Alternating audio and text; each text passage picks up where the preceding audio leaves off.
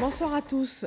L'État ivoirien a annoncé hier mercredi sa décision de se retirer de la déclaration de compétences prévue au protocole relatif à la Charte africaine des droits de l'homme et des peuples. Et pour en parler, nous recevons ce soir la secrétaire d'État chargée des droits de l'homme, Aimé Zébéyou. Bonsoir Madame la secrétaire d'État. Bonsoir, madame.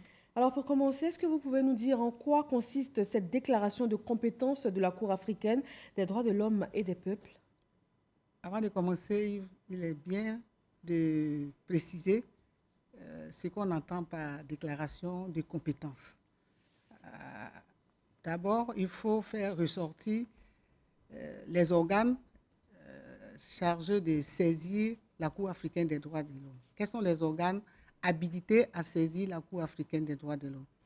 Nous avons la Commission africaine des droits de l'homme, nous avons les États parties et les organisations intergouvernementales africaines.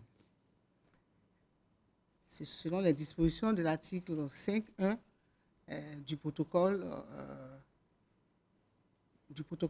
additionnel de la Charte africaine des droits de l'homme de la Cour. Alors, ce qu'il faut noter, c'est qu'en ce qui concerne les ONG et les personnes privées, précisément les ONG qui ont le statut d'observateurs auprès de l'Union africaine et les ONG et les personnes privées, les individus, il faut que l'État ait fait une déclaration d'acceptation de la compétence pour que ces ONG et les individus privés puissent saisir directement la Cour africaine des droits de l'homme. C'est à partir de cette déclaration d'acceptation de la compétence de la Cour africaine des droits de l'homme et des peuples que les ONG et les personnes privées peuvent donc saisir directement la Cour africaine. Et cette déclaration, sans cette déclaration, les ONG et les personnes privées ne peuvent pas saisir la Cour africaine. Il faut donc se référer à l'article 34.6 qui demande donc cette déclaration.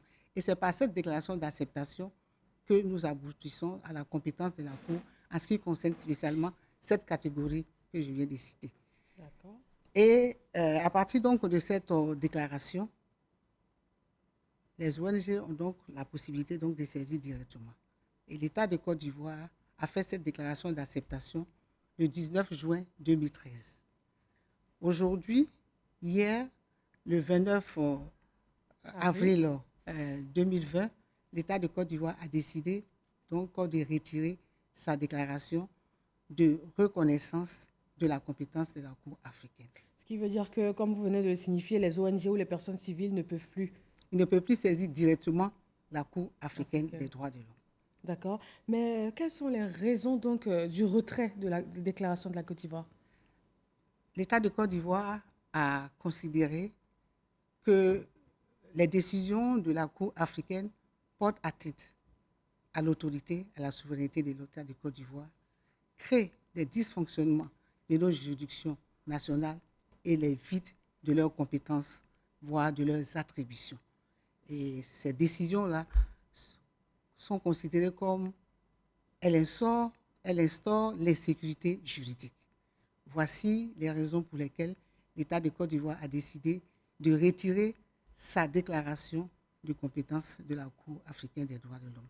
Il faut noter que c'est une faculté qui est donc réservée à l'État de Côte d'Ivoire et il n'a pas besoin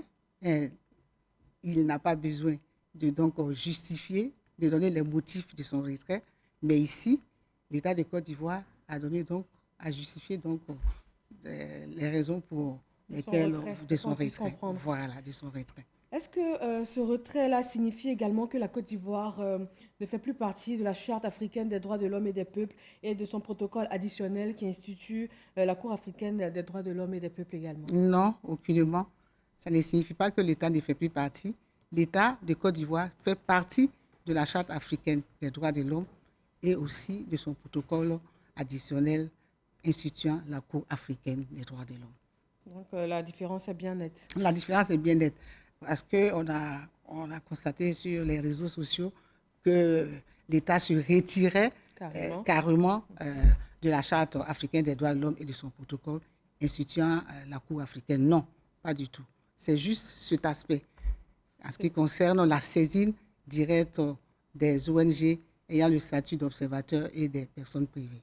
C'était important de faire cette différenciation, mais quel est désormais le sort des poursuites qui restent pendantes devant la Cour africaine après cette décision? Ces poursuites continuent, elles continuent, et l'État, pour montrer que l'État est toujours parti, l'État va donc répondre en ce qui concerne les conclusions à déposer, les réponses à donner aux différentes requêtes qui ont été données. Notons aussi que sur les 55 pays qui constituent l'Union africaine, nous avons 30 pays seulement qui ont donc ratifié le protocole additionnel portant création de la Cour africaine des droits de l'homme.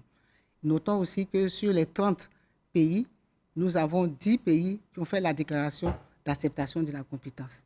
Et déjà, nous avons 3 pays qui se sont déjà retirés et la Côte d'Ivoire vient aussi de faire donc, sa déclaration. Le 4e pays. Donc, voilà, le 4e pays. Alors, il faut noter que le retrait de cette déclaration n'est entaché d'aucune nullité. Elle n'est attachée d'aucune unité, elle est valable, ça relève de la volonté, c'est un acte volontaire, un acte unilatéral de la souveraineté de l'État et il n'y a aucune disposition légale en la matière qui donne des conditions. Donc on ne peut pas parler des nullités de la déclaration. Merci Madame la secrétaire d'État chargée des droits de l'homme, merci pour toutes ces précisions. C'est désormais clair, on a toutes les réponses à nos questions. Merci d'être passée sur notre plateau.